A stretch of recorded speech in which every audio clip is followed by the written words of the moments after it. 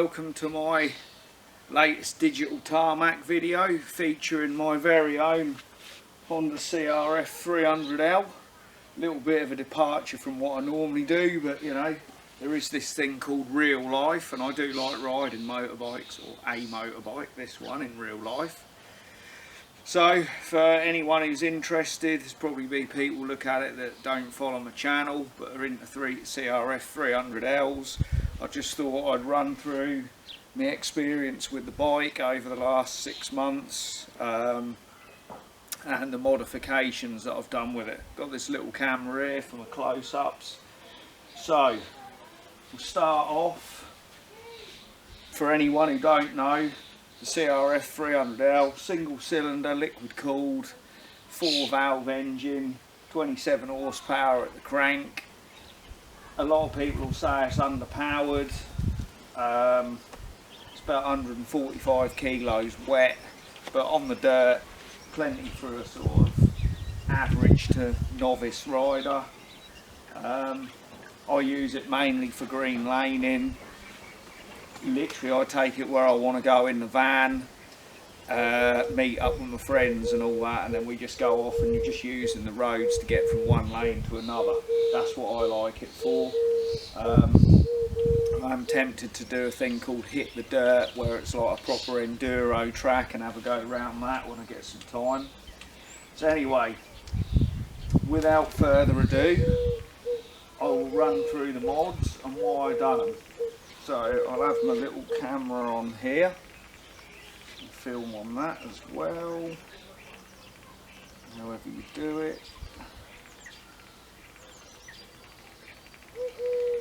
Here we go. Right, so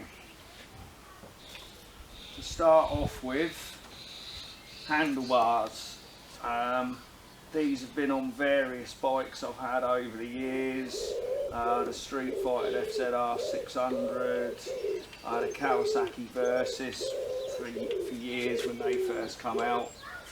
I just particularly like them. They're stronger than the standard bars. Also got this bit of brace in here, and they're anodised. Obviously you can see that's fading because they're so old, and I've had them for years. So that's the first thing. You always want to have a set of handlebars that you're comfortable with. And the standard bars apparently bend really easy if you fall off. So that's the first thing. Next thing is these bark busters. They're sort of known as. That's kind of the brand name.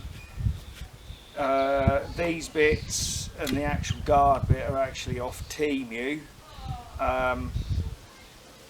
but the brackets that they came with wouldn't fit very well on the bars. They were for fat bars, so I actually bought some proper bark busters, but the bracket and the plastic off the proper bark busters wouldn't fit, so I put the two bits together, managed to get them on, and I actually prefer the plastic guards on these to the bark buster ones. You can put them at different levels. I've found that when you're going along, what usually happens is you get struck. So when I'm sitting on the bike, my hand's more down here, you get struck more from the top. So I don't worry too much about having them too low down, because everything's going to be coming at you from here. There's not normally going to be a lot there, so that's why I have them tilted up. Other thing I've done is I've loosened the bolts here from the levers, so if you fall off and catch it, that'll move without breaking your lever off. I have fell off and that's bent up, so that actually stopped that doing any damage. Moving on, hand grips. Yeah, obviously I had to change the bars, so I just bought some hand grips with some different colours on there to go with the bike. What else have we done? Let's move round the gear lever. That's the Temu one. The reason I didn't keep the stock is because apparently if you fall off on the stock one, the metal is so strong it'll end up bending the shaft here. So I've got one that's a bit weaker, that obviously bends up a bit, but you'll snap the gear lever, you should do, before you end up doing any damage to the output shaft there. Also carry a spare one inside there, another cheap one. Did have to do a little bit of modification here to get it to go on properly, but now I've put a bolt and everything through there. It's been fine. It was only about £7.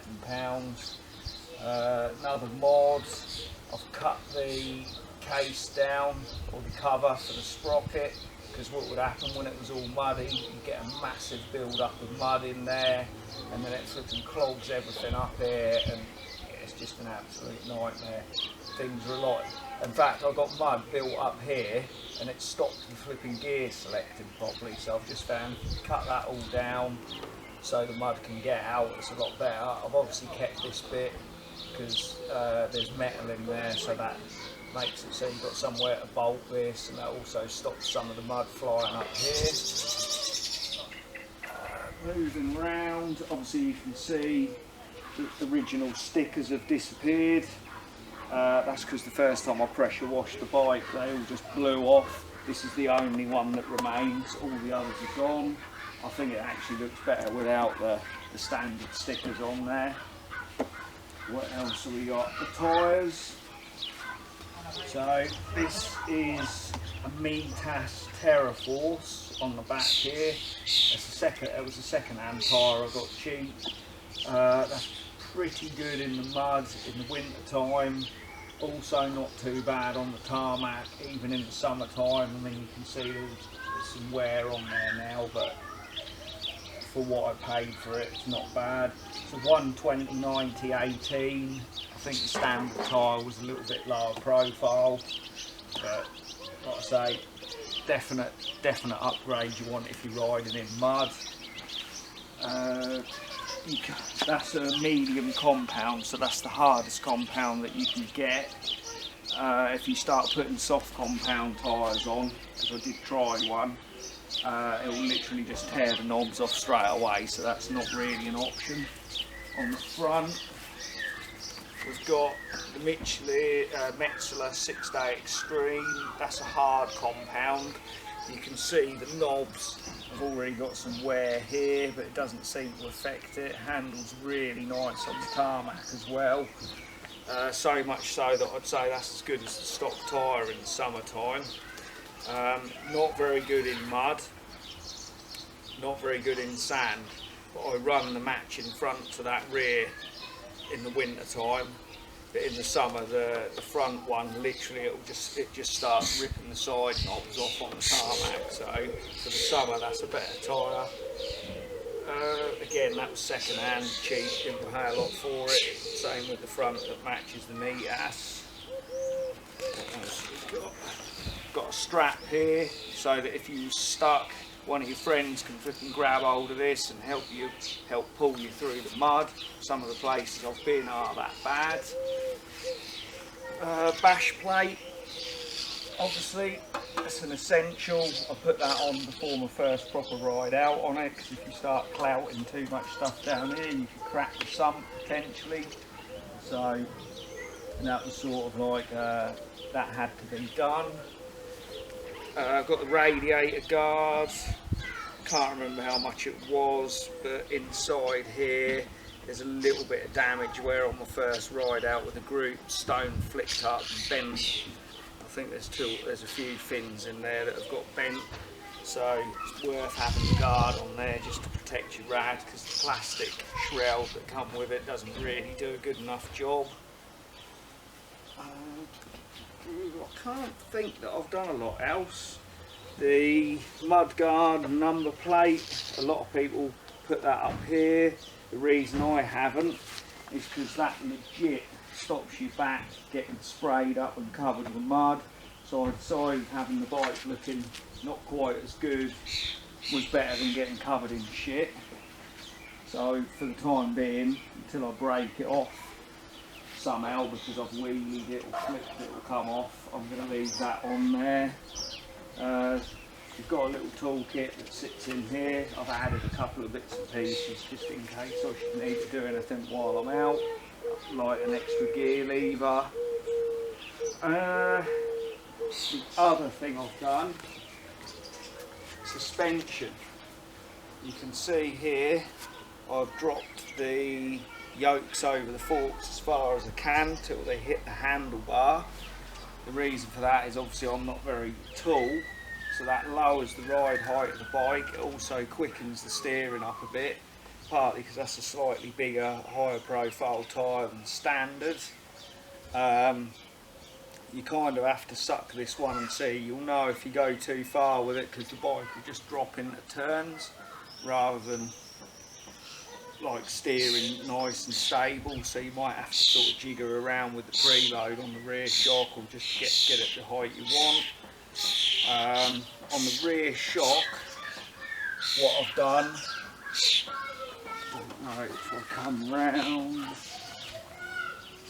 the preload, that is actually more or less on the minimum now, so that lowers the back to match the front. But unfortunately the rear shock on these, for my weight, which is 11 stone, what would happen if I started doing a load of whoops is the spring would compress a certain amount, but it wouldn't return fast enough for the next whoop, so I'd end up with the flipping back wheel flying in the air. So what I've done is I've got a rubber towing aid thing for a car spring.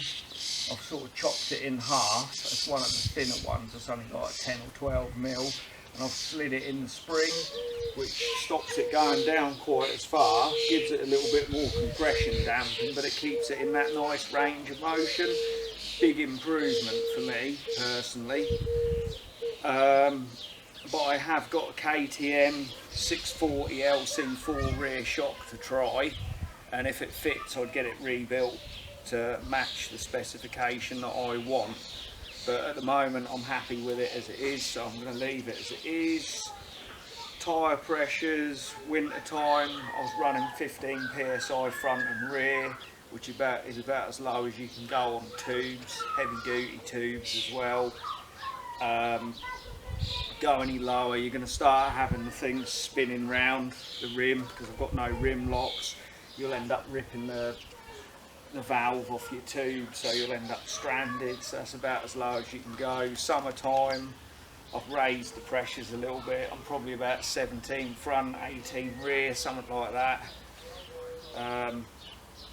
So yeah, that's what I've done. The only other thing that I've thought about doing is changing the front sprocket, because that is the standard 14 tooth with the standard rear 40 tooth, which some of the time when you're off-road feels like it's not that the gearing's super high, but it just feels like you'd perhaps have a little bit more control if the gearing was slightly lower.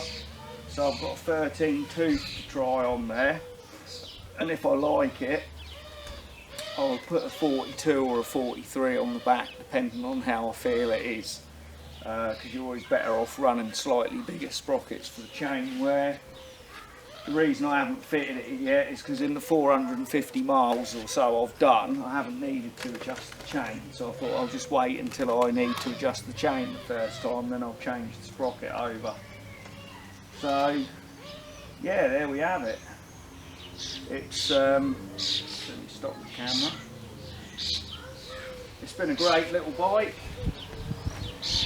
Does everything I want. Ideal for a beginner.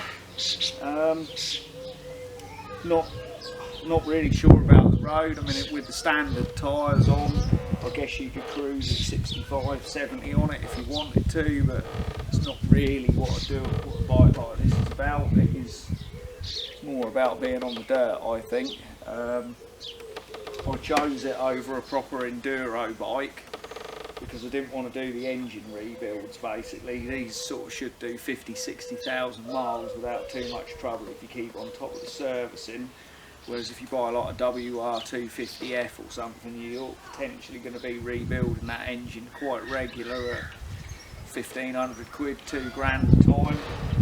So even though you can buy them bikes for a couple of grand, it soon adds up. Whereas this cost me 5 grand for 6-month-old with 200 miles on the clock, and probably ain't going to have to hardly spend anything on it in terms of engine maintenance for some years, so for me it was a bit of a no-brainer. Anyway, hope you liked the video. Say in the comments if you want more stuff based more on real life rather than just things on computer games. And yeah, I'll probably see you on another one sometime when I've got time. As it happens at the moment, you can see I've got some bricks and blocks and stuff behind me. I'm building an extension, so yeah, I'm busy on that a lot of the time now, so I haven't really got time to do anything. But it's been a bit too hot today for laying bricks, so I thought I'd get the bike out, clean it and do a video. I suppose technically I probably should put a mix in and lay some bricks, but you know, maybe that can wait till tomorrow. Okay.